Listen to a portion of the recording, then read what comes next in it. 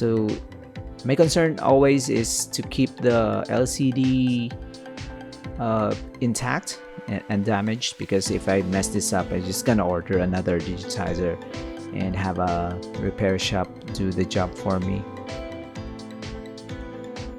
But hey, it's promising, looks promising at this point.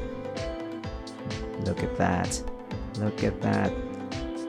Now we're gonna install the 4 screws for the LCD.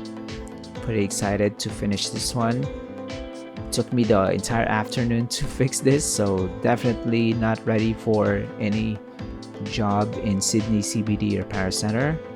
I think I'm gonna stick to editing videos for the channel, but I think this is gonna work. I'm gonna clean off the fingerprint smudges that I put on this gorgeous LCD display. Arrange everything, remove all the plastics, remove the